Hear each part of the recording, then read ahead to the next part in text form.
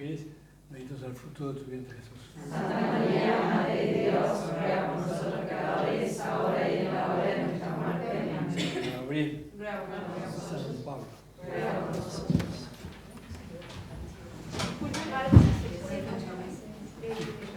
¿Qué? Ah, sí, sí.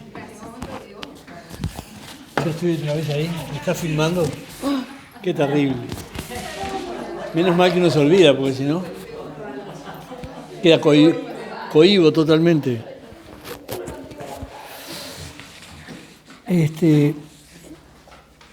¿Y dónde estaba Beatriz? Ah, se fue. Ay, pero le digo, Por eso quería terminar. Un Kairos. Un Kairos. Pero además yo estoy encargada de sacar apuntes y pasárselos. Así que todo está bajo control. Y yo encargada de que vos no te olvides de pasarse. Ah, bien. Esa parte yo no la sabía. O sea, que tengo vigilancia. No alcanza a confirmar que todavía tenés que... No, por eso la grabación puede servir. Pero eso lo van a armar después. Espero que se borre la grabación, que no quede. Para siempre. Por favor. Qué disparate. Qué peligro, porque después anda por ahí, anda a saber a dónde va a parar. Totalmente, hay que tener cuidado. Qué cosa, ¿no? Bueno, tercer capítulo, la venida de Cristo, que es la primera misión visible. Se habla de dos misiones, la de Cristo y la del Espíritu Santo. Hay un santo de la Iglesia que se llama San Ireneo de León, que es del siglo II, que dice que el Hijo y el Espíritu Santo son como las dos manos del Padre, que Dios actúa con el Hijo y con el Espíritu Santo. La misión del Hijo es muy limitada porque comenzó con la encarnación y terminó con Pentecostés, con la venida del Espíritu Santo, que era la promesa. En cambio, el Espíritu Santo es extensa porque comenzó con Pentecostés y todavía sigue, ¿no? hasta el final. La misión del Espíritu Santo en la Iglesia, ¿no? Bueno, la venida de Cristo es la primera misión visible. Ya había sido anunciado por los profetas. Hay muchas profecías. Y ayer hablamos de el protoevangelio, que es Génesis 3:15, que ahí ya estaba, de algún modo ya estaba María y Jesús, la mujer y su descendencia, que aplastarán la cabeza del dragón. Y después hay muchísimas, si se juntan todas las profecías, se dibuja a Jesús casi plenamente, porque hay como 40 profecías, ¿no? Empezando por Jacob. Y bueno, ya ni que hablar de Abraham, que ya hablamos, ¿no? Que a Abraham Dios le dijo que de tu descendencia vendrá una bendición para todas las naciones. Y después Jacob, cuando está por morir, bendice a los hijos, que son 12, y a Judá le dice, en la descendencia de Judá está el cetro, ¿no? El cetro del rey sempiterno. Y hay alguna cosa más que ahora no me acuerdo. Judá, entonces uno empieza a atar cabos, ¿no? Abraham, Isaac, Jacob, Judá hijo de Jacob. Y después sigue otros personajes ya menos conocidos hasta que pasa por David. Y después sigue más para David hasta José. Todo el itinerario de la genealogía de Jesús. Y Isaías, si se quiere así, en la cronología de los escritos, Isaías tiene dos partes. Uno de un autor, Isaías, que es el que comienza, que es muy antiguo, Isaías, es de los profetas más antiguos, siglo VIII creo que es, antes de Cristo. Es uno de los libros más antiguos de la Biblia. Creo que el más antiguo de todos es Proverbios, es del siglo VIII, IX, por ahí anda. Después está el profeta Amós, Oseas, profetas, esos son muy antiguos. Después ya sigue para adelante. Antes ya se habían escrito cosas, pero se destruyeron en todas las guerras y todo. Se perdieron los escritos esos. De hecho, en la época de Moisés ya Dios le decía, poné todo esto por escrito. O sea que, sí, es muy antigua la escritura, pero eso se perdió. No sé. Se conservó la tradición. Y después la tradición se puso por escrito. Más adelante, ¿no? Y en la época de me parece que ya cerca de Moisés ya estaba la figura de los escribas, que están en época de Cristo. Los escribas son los que escriben la tradición, ¿no? Y Isaías se dice que es el profeta más cristológico y es el profeta de María, además, porque es aquel que dice una doncella dará a luz y tendrá un hijo que le pondrá por nombre Emmanuel, que quiere decir Dios con nosotros. Sí, eso es siglo VIII antes de Cristo, ¿no? Y después ya el segundo Isaías es uno o dos siglos después, es el de los poemas del siervo de Yahvé, que son capítulos 43 hasta 50 más o menos, 52. Pero no es continuo, sino que es medio fraccionado, así. Habla de otra cosa y hace un relato del Cristo sufriente. Después sigue con otro tema y después vuelve a Cristo sufriente. Sí, es todo fraccionado, así, va como saltando. Y es impresionante, ¿no? Porque es el relato de la pasión de Cristo, ¿no? Es impresionante. Todo lo que dice Isaías. Ese que dice,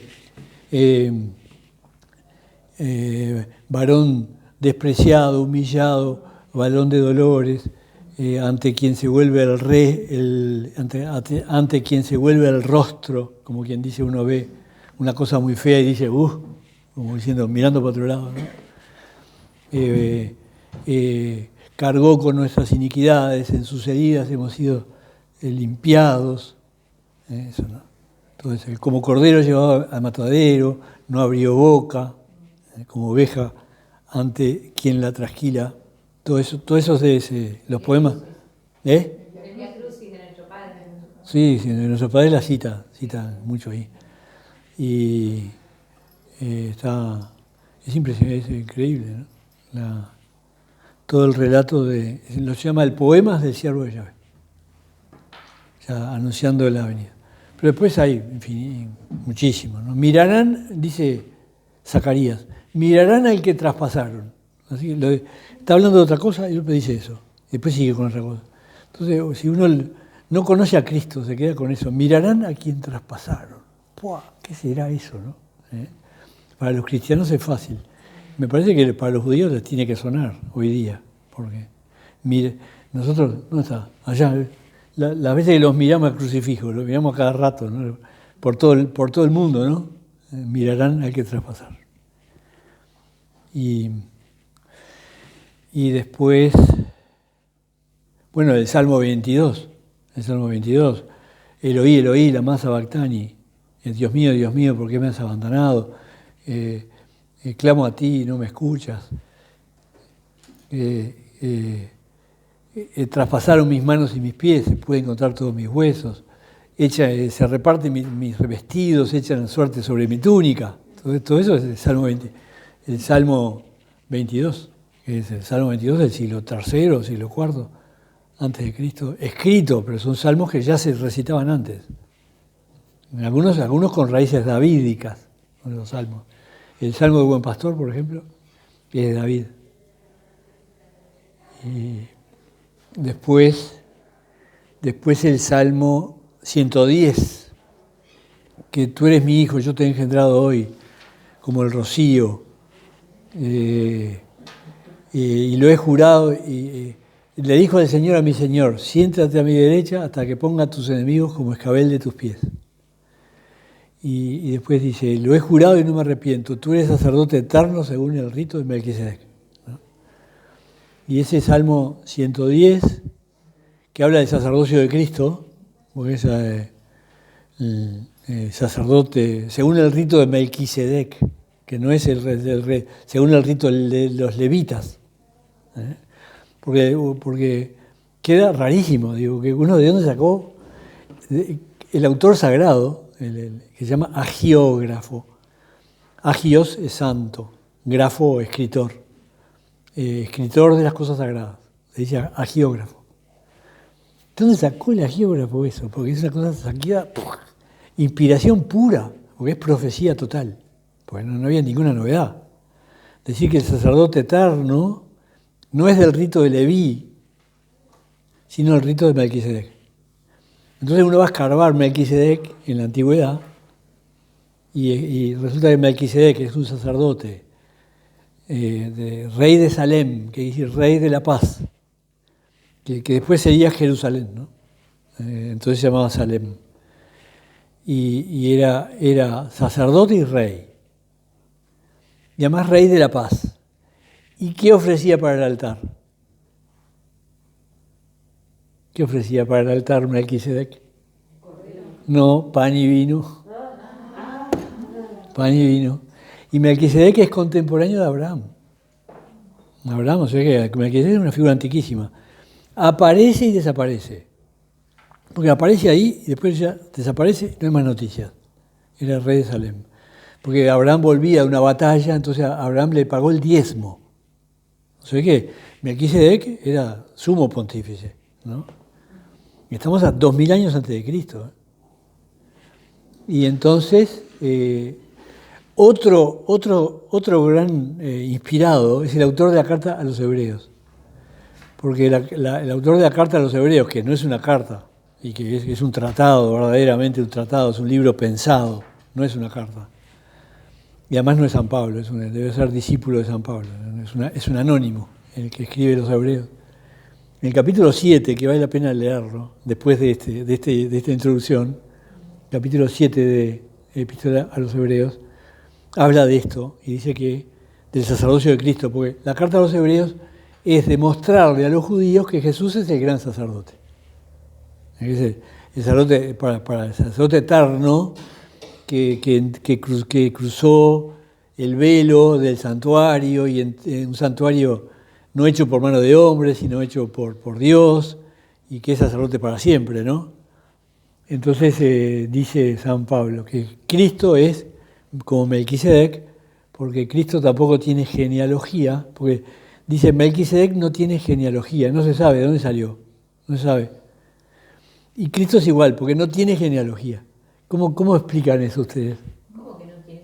Hasta en el Evangelio está la genealogía de... Pero es del padre adoptivo, ¿no? ¿Eh? Es del padre adoptivo la genealogía. No va por ahí. Sí, pero ¿y qué tiene que ver? Porque... ¿Qué tiene que ver? ¿Eh? ¿Por qué no tiene genealogía? Dice el autor de... No, porque no es levita. Jesús no tiene genealogía sacerdotal, porque no es levita. Jesús es descendiente de Judá. Tiene genealogía, pero no sacerdotal. Sí, a lo que vamos es que él dice, es del rito de Melquisedec y no de Leví. Claro. No tiene genealogía sacerdotal, no es de raza sacerdotal. El sacerdote de Cristo es totalmente nuevo. No tiene genealogía, no es de la genealogía bíblica sacerdotal, ¿no? Y después no tiene ni padre ni madre, porque dice, no tiene ni padre ni madre como Melquisedec. Se entiende de la genealogía levítica. Son cosas increíbles, ¿no? Entonces, este es otro salmo profético, pero además sobre el sacerdocio sobre todo sobre el sacerdocio de Cristo. Que Jesús fue sumamente discreto sobre el sacerdocio de él, porque no dice nunca soy sacerdote. Nunca. Si no está la carta de los Hebreos, no tendríamos muy claro lo de Cristo sacerdote. Rey sí. ¿Cuándo dice que es rey? ¿A quién? Mi reinado no es la tierra. ¿A quién? ¿Hablando con quién? Con Herodes. Con Pilatos. Con Pilatos. Ahí sí, porque Pilatos le pregunta, ¿pero tú sos rey? Sí, lo soy, le dice Jesús. Es la única vez, no dice otra vez.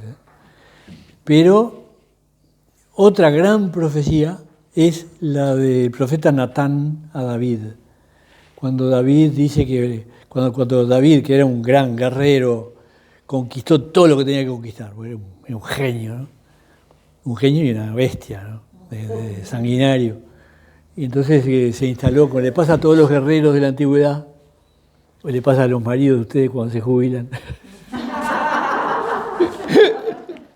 Entonces llegan a casa y se quedan así. Toda la vida trabajando afuera y un día llega a la casa y se sienta así. Y David le pasó lo mismo, toda la vida luchador, porque fue un guerrero desde niño. ¿Se acuerdan que mató a Goliat con 15 años? ¿No? Entonces,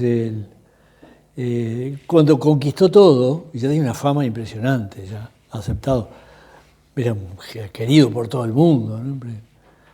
Se sentó ahí. Empezó a mirar y dice, ¡pua! Vivo en una casa de cedro. Y como era muy devoto, se acordó que todavía el Arca de la Alianza estaba en una tienda de cuero, como en el desierto. Y enseguida David, fogoso como era, dice, no, de ninguna manera, esto es una barbaridad. Le voy a hacer una casa a Yahvé, ¿no? Como era magnífico, ¿no? Entonces, esa idea, y enseguida habló con el profeta, Natán. Samuel ya se había muerto. Y entonces Natán, que conocía a David y sabía que era un hombre muy, muy devoto y muy santo, a pesar de sus pecados, le dijo, rey, lo que tengas en el corazón, hacelo. Entonces David, pumba, a hacer la casa de Dios. Entonces esa noche Dios le dijo a Natán, anda a decirle al rey que no será él el que haga una casa. Primero decirle, ¿desde cuándo te pedí yo que me hagas una casa? Eso es lo que dice Dios a David. Si mi casa es el cielo y todas las estrellas, yo conozco los nombres de todos los animales, todo me pertenece. ¿Qué me tenés que hacer una casa? ¿No? Empieza así, ¿no? Está bueno porque parece una broma, ¿no? Y después le dice, además no va a ser él que me construya una casa, porque es un sanguinario. Le dice Dios a él. Porque David había derramado muchísima sangre, es una bestia. Pero va a ser un hijo de él que va a ser un rey pacífico, como fue Salomón. Salomón no hubo ni una guerra, Salomón. Fue todo diplomacia. Diplomacia y altura y cultura, ¿no? Fue un rey absolutamente magnífico, ¿no? Súper sabio, ¿no? Después los perdieron ustedes, las mujeres lo perdieron al rey Salomón. Bueno, porque la diplomacia intercambiaba esposas, porque así eran las reglas de aquella época, con los otros reyes de Egipto, de Mesopotamia, entonces le daba una esposa y el otro... Bueno, sí, pero no se quejaban, no se quejaban. No se quejaban, eran unas privilegiadas. Esas, comparado con las otras que estaban viviendo todo el día trabajando en la tierra, esas eran unas privilegiadas, esas princesas. No se quejaban, ¿no? Y entonces fue David que le hizo el templo. Pero David, cuando todo esto, Salomón tenía 7 años. Fue Salomón entonces que le hizo el templo. Sí, pero David, como era, que lo pinta de pies a cabeza, le consiguió todos los materiales. Así era David. Impresionante David. Bueno, entonces, pero sigue. Le dice Dios a David a través de Natán. Entonces, de ti vendrá un rey, que será cuyo reino durará para siempre, y su trono no perdurará, y su reino no tendrá fin. Más o menos así, no es casi textual, pero así. Y cuando el ángel visita a María, dice textualmente eso, lo de Natán, la profecía de Natán. Después de ti vendrá un rey cuyo Dios le dará el cetro de su reino y su reino no tendrá fin. Así, tal cual le dice Gabriel a María. Natán repite exactamente lo que dijo. Gabriel repite lo que dijo el Dios a Natán. Sí, sí. Quizás a María le sonó algo, porque los hebreos de aquella época iban todos los sábados a la sinagoga. Y leían. Y eran muy lectores y muy estudiosos. Eran cultos. Todo el pueblo era culto. Todo el pueblo. Los sábados iban a la sinagoga todo el mundo. Que las sinagogas estaban repartidas en todos los pueblitos. Ya en la sinagoga no se hacía sacrificio. Porque cuando se hizo el templo, el sacrificio se concentró en el templo. Pero siguieron los antiguos puntos de culto que estaban repartidos por los territorios de las tribus de Israel, cuando después de Josué se repartieron las tierras. En cada lugar, en cada territorio de una tribu, había un lugar de culto, atendido por los levitas. Los levitas no tenían territorio, porque se dedicaban al culto en los lugares de culto de las tribus. Y vivían de las ofrendas, o sea, vivían de las limosnas. Y cuando se hizo el templo, el sacrificio se concentró en el templo y esos lugares de culto derivaron en sinagogas, hasta hoy. Hasta hoy. En las sinagogas se lee la ley y los profetas, y se hacen homilías, y después se hacen unas oraciones. Se conserva como recuerdos del altar una especie de cajón, porque ellos no tenían libros, tenían rollos. Nomios, le decían, no. Teucos, le decían. El Pentateuco. El Pentateuco es el quinto rollo, los 5 primeros libros de la Biblia.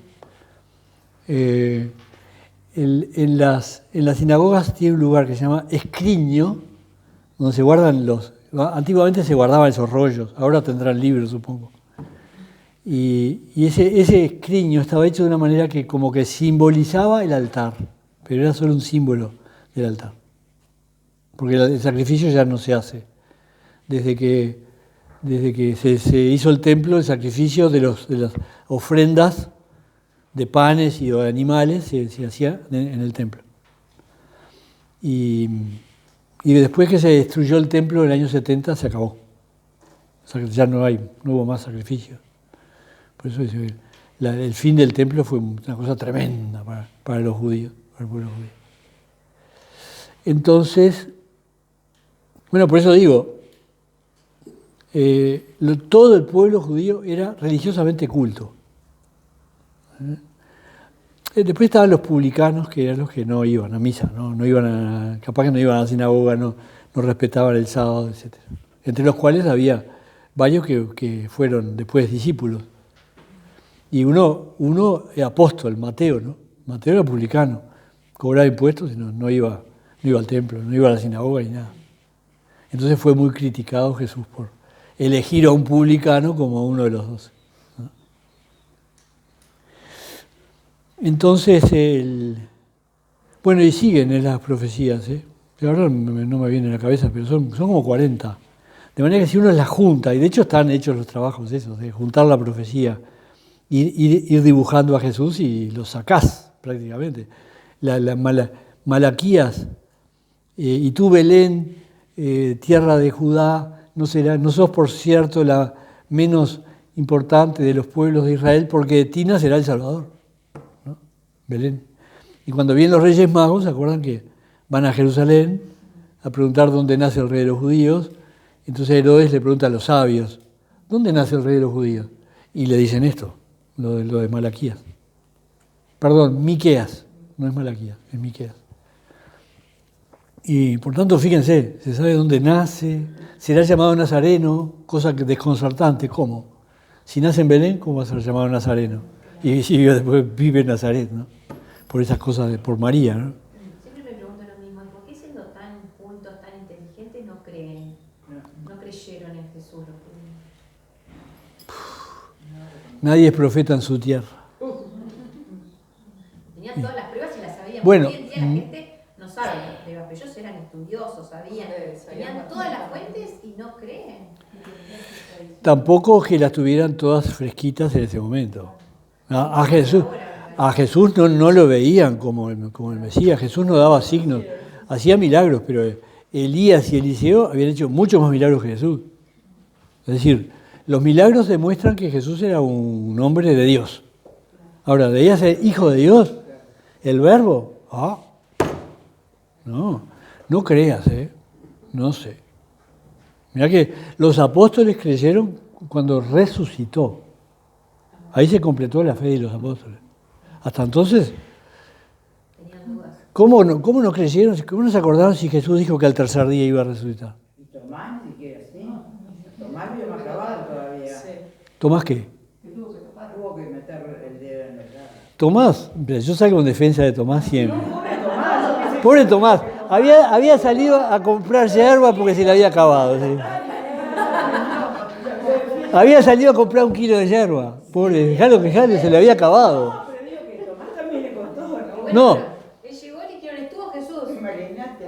Sí, y los otros ¿por qué creyeron? Porque lo vieron. Porque lo vieron. Si no lo hubieran visto. Estamos en la misma. Yo siempre salgo en defensa de Tomás. Los otros también creyeron porque lo vieron, si no, no hubiesen creído. Pero bueno, no sé. No sé si creer en Jesús era más fácil entonces que ahora. No sé, porque uno veía un hombre. Claro, que lo conocían de toda la vida. Hijo del carpintero, que nace nazareno. Porque nunca dijeron, nadie dijo, no, miren que es de Belén. No aparece, ni siquiera Jesús lo dice. Jesús la deja correr. Pero si yo de Nazaret no sale nadie, nada, no sale ni un profeta, porque Nazaret no lo conoce nadie. Ahora lo conocemos por María y Jesús, pero Nazaret era un pueblito absolutamente desconocido, despreciable. Despreciable por chiquito, como si dijera. Jesús nació en Caraguatá, ¿no? Perdón si hay alguien de Tacuarembó, Hay alguien de Tacuarembó por acá. Una vez me pasó eso ya. Una vez que dijo, miren, Jesús hubiera nacido en Pando. Perdón, padre, yo soy de Pando. por hablar y decir macanas. Bueno, entonces, esto de la misión de Cristo, ¿no? Bueno, nació de la Virgen María, padeció bajo el Poncio Pilato. Qué lindo los datos históricos, ¿no? Cómo encajan en la realidad de historia, ¿no? Cuando Quilino era rey de no sé cuánto, así empieza Lucas, ¿no? Con lo que uno va a la historia encuentra, en efecto, estaba Quirino ahí, que era rey de Judea y no sé cuánto. Y cuando están por volver de Egipto, que el ángel le dice, murió Herodes, si querés volver. Pero enterado Jesús, que reinaba Arquelao en Judea, que era tan loco como su padre, estaba en duda, entonces en sueños el ángel le dijo, bueno, anda a Nazaret. Sí. O sea que, para que uno va a la historia y está tal cual, es así. Por tanto, aparecen testimonios sobre Jesús. Jesús histórico, no hay la menor duda. Es un personaje histórico. Es como Gandhi, o Artigas, o Napoleón. Jesús, personaje de la historia. Eso es así. O sea que no es que sea un mito. Jesús no es un mito. No es un mito. Otra cosa es que creas que Jesús es el Hijo de Dios. Como los judíos no lo creen, los musulmanes tampoco. Los cristianos sí lo creemos. Pero que fue un profeta, que fue un caudillo, que fue un líder, eso no hay la menor duda. Históricamente, ¿no? Por ejemplo, acá tengo de Tácito, escritor romano, sus escritos se llaman Annales, del año 116, escribe: Cristo, al que bajo el imperio de Tiberio el procurador Poncio Pilato había condenado al suplicio. Dice Tácito. Suetonio, también romano, año 120, en biografía del emperador Claudio, dice que el emperador expulsó a los cristianos por los tumultos provocados por un tal Cresto. Escribe, en vez de decir Cristo, pone Cresto. Obviamente esos tumultos fueron inventados en general contra los cristianos. Los cristianos no hacían tumultos. Esto se llama en Vita Claudii, la vida de Claudio. Y en Vita Neronis, el mismo Suetonio dice: los cristianos, clase de hombres de una nueva superstición. Miren cómo se hablaba antes. Pero eso no ha cambiado mucho. Parece una cosa nueva y la gente habla y dice, debe ser una secta, esas cosas que se dicen, ¿no? Plinio el Joven, también otro escritor romano, dice, procónsul de Bitinia, año 113, escribe al emperador Trajano: los cristianos en un día fijo se reúnen al alba y cantan un himno a Cristo como a un Dios. Epístola número 10 de Plinio el Joven. Bueno, y Flavio Josefo es un famoso historiador judío, de los contemporáneos con Jesucristo, es contemporáneo de Cristo. Escribió un libro que se llama Antiquitatis Iudaicae, y allí habla de Cristo, habla de Jesucristo, Flavio Josefo. Muy citado Flavio Josefo en toda la historia eclesiástica. Flavio Josefo es muy citado. Hay un historiador eclesiástico de los primeros siglos que se llama Eusebio de Cesarea, que hace todo un libro de historia desde Abraham hasta que él se muere en el 380 por ahí. Y bueno, y por supuesto cita a Flavio Josefo, cosas de Flavio Josefo. Y se sabe muchísimo de la historia eclesiástica de los primeros siglos por Eusebio de Cesarea, porque muchos escritos se perdieron y muchos se quemaron porque eran condenados de herejía. Por ejemplo, las obras de Orígenes, que Orígenes fue uno de los más grandes padres de la Iglesia, Orígenes, que dejó más escuela. Fue el que comenzó con la exégesis, con el sentido de la Biblia, el sentido espiritual de la letra. Él empezó con eso, una bestia de trabajo. Hizo una cosa llamada Exapla, puso, como no sabía cuál era la Biblia verdadera, puso las Biblias conocidas en columnas, 6 columnas, todas, ¿no? Y las que eran, Orígenes era alejandrino, griego, pero tradujo, conocía el hebreo, o sea, puso todas las Biblias conocidas en columnas y las comparó a ver, y fue deduciendo a ver cómo era lo verdadero y lo falso, ¿no?, entre todas las Biblias. Una bestia de trabajo. Y me olvidé qué iba a decir. Eusebio de Cesarea. En el siglo V fue condenado porque tenía algunas cosas equivocadas, pero Orígenes era del siglo II, del siglo III. Y él tenía un poco de